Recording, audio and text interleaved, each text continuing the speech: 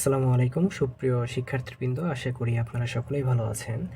আজকে আমরা অনার্স তৃতীয় বর্ষের কমপ্লেক্স অ্যানালাইসিসের প্রথম চ্যাপ্টার থেকে একটি ম্যাথ সলিউশন করব। চলুন আমরা ম্যাথটির সাথে প্রথমে পরিচিত হয়ে নিই। এখানে আছে find all the values of 1 plus I to the power 1/4, অর্থাৎ 1 plus I to the power 1/4 এর সকল মানগুলো বের করো। এই অঙ্কটি ন্যাশনাল ইউনিভার্সিটি 2001, 2005, 2008 এবং 2024 সালে এসেছিল। চলুন তাহলে শুরু করা যাক। প্রথমে আমরা জটিল সংখ্যা 1 প্লাস আইকে আমরা জটিল সংখ্যার আদর্শ যে আকার x প্লাস আই ওয়াই এর সাথে হচ্ছে তুলনা করব।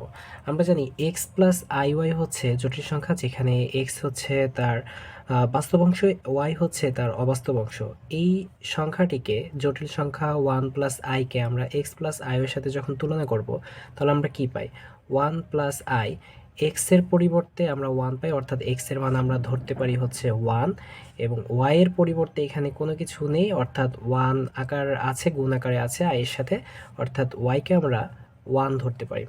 এবং যখন 1 প্লাস আই এর উপর পাওয়ার হিসেবে কোনো কিছু থাকবে, কোনো জটিল সংখ্যার উপরে যখন কোনো কিছু পাওয়ার থাকবে, সেক্ষেত্রে আমরা তার ভ্যালু নির্ণয় করার জন্যে আমরা জটিল সংখ্যার পোলার আকার হচ্ছে ব্যবহার করব। আমি আবার বলছি, যখন কোনো জটিল সংখ্যার উপরে 1/4 বা অন্য যে কোনো ধরনের পাওয়ার থাকবে, সেই জটিল সংখ্যার মান নির্ণয় করার জন্য আমরা পোলার ফর্মগুলো ব্যবহার করব।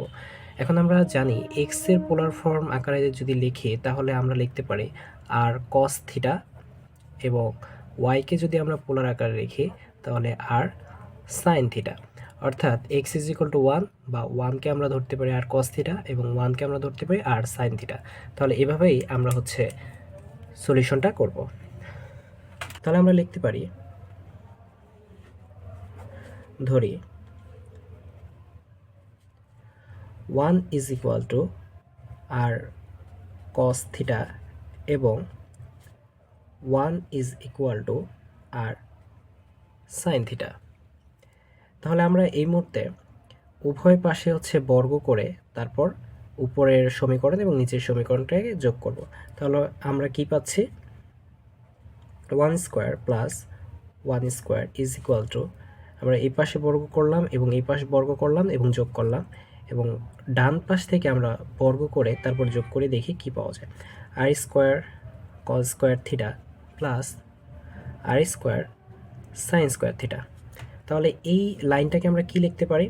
1 প্লাস 1, এটার মান হচ্ছে 2, আর এখান থেকে যদি আমরা আর স্কোয়ার কমন নিয়ে আসি, তাহলে আমরা লিখতে পারি cos square theta plus sine square theta. এই cos square theta plus sine square থিটার মান হচ্ছে 1। সুতরাং সমীকরণটিকে এভাবে লেখা যায়, 2 is equal to r square বা আর ইজ ইকুয়াল টু √2। এই হচ্ছে আমরা আর এর মান পেয়ে যাচ্ছি। এখন আমরা থিটার মান বের করব। তাহলে আবার আমরা জানি কোন জটিল সংখ্যার থিটা বা আর্গুমেন্ট বের করার সূত্র হচ্ছে theta is equal to tan inverse y by x. এখানে টেন ইনভার্স ওয়াই এর মান আমরা জানি 1, এক্স এর মান আমরা জানি 1। তাহলে থিটার মান কি আসছে? Ten inverse 1। এই 1 এর মানে হচ্ছে 10 π/4। এখানে আমরা লিখে দিচ্ছি 10 π/4 এর মান হচ্ছে 1। তাহলে আমরা এটাকে লিখতে পারি 10 ইনভার্স 10 π/4। 10 ইনভার্স এবং 10 এটা ভ্যানিশ হয়ে যাবে, তাহলে থিটা ইজ ইকুয়াল টু দাঁড়াচ্ছে π/4। তাহলে আমরা আর এর মান এবং থিটার মানটা পেয়ে গেলাম।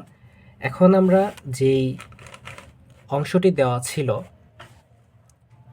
1 প্লাস আই, তার পাওয়ার হচ্ছে 1/4, এই ফাংশনটা দেওয়া ছিল, এটার আমরা মান বের করব। তাহলে আমরা লিখতে পারি, আমরা 1 ধরেছিলাম হচ্ছে আর কস থিটাকে প্লাস আই, এবং ওয়াই হিসেবে ধরেছিলাম হচ্ছে আর সাইন থিটা। এখন সম্পূর্ণ অংশটুকুর পাওয়ার হচ্ছে 1/4। তাহলে এখন আমরা কি লিখতে পারি? যদি আমরা এই দুইটা অংশ থেকে আর কমন নিয়ে আসি, তাহলে আর কমন আসবে এবং সম্পূর্ণ অংশটুকুর উপরে যেহেতু 1/4 পাওয়ার হিসেবে ছিল, তাহলে আর নিজেও 1/4 পাওয়ারটি পাবে। তাহলে এটাকে আমরা এইভাবে লিখতে পারি, r⁴ বাকি যা থাকে cos theta plus i sin theta, তার পাওয়ার হবে 1/4। এখন আমরা আর এবং থিটার মান যেটা বের করেছিলাম সেটা বসিয়ে দিই। আর এর মান পেয়েছিলাম √2, তারপর হচ্ছে 1/4, এবং cos থিটার মান পেয়েছিলাম আমরা π/4 i sin π/4। আমরা আর এর জায়গায় আর এর মান বসাচ্ছি এবং থিটার জায়গায় থিটার মান বসাচ্ছি। সম্পূর্ণ অংশটুকুর উপরে 1/4 পাওয়ার আকারে ছিল। তাহলে এখানে আমরা লিখতে পারি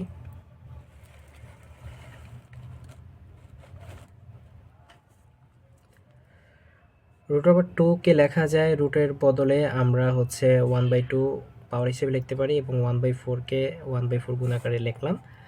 এবং cos থিটা যে কোনো ধরনের ত্রিকোণমিতিক ফাংশনের সাথে আমরা জানি যদি আমরা 2n পাই যোগ করি তাহলে ওই ফাংশনের মানের কোনো পরিবর্তন হয় না। অর্থাৎ এখানে যে কোণ দেওয়া ছিল π/4, এই কোণের সাথে যদি আমরা 2n পাই যোগ করি তাহলে মানের কোনো পরিবর্তন হবে না। তাহলে আমরা 2n পাই যোগ করলাম, i sin থিটার সাথেও আমরা 2n পাই যোগ করলাম, π/4। সম্পূর্ণ অংশটুকু 2 এর সাথে আর এর সাথে গুণ আকারে ছিল, এবং এই পাওয়ার হচ্ছে 1/4। এখন আমরা ডি ময়ভারের সূত্র থেকে আমরা জানি হচ্ছে cos theta plus i sin theta, এটার উপরে পাওয়ার যদি n থাকে তাহলে এটাকে আমরা লিখতে পারি cos n theta plus i sin n theta. অর্থাৎ পাওয়ার আকারে যেটা থাকবে সেই পাওয়ারটা হচ্ছে থিটার সাথে গুণাকারে হবে, কজের সাথে এনটা গুণাকারে হবে এন থিটা, এবং সাইনের সাথে এন থিটা বসতে হবে। তাহলে আমরা এখানে যে পাওয়ারটা ছিল এই পাওয়ারটাকে আমরা এই যে কোণটা থাকবে 2n পাই প্লাস π/4 এটার সাথে আমরা গুণাকারে লিখব।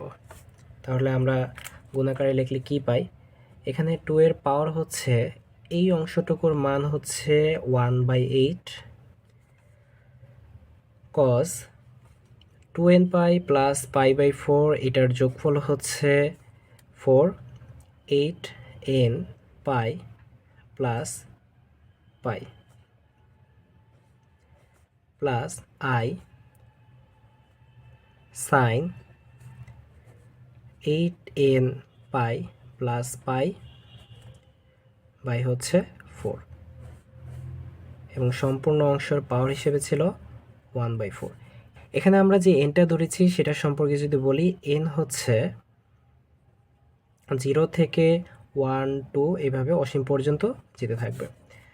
তাহলে আমরা ডি ময়ভারের সূত্রটা এখন প্রয়োগ করে পাই 2⁴ cos, এই 1/4টি হচ্ছে এই কোণটার সাথে হচ্ছে গুণ হবে, তাহলে 1/4 সাথে হচ্ছে 8n pi plus pi by হচ্ছে 4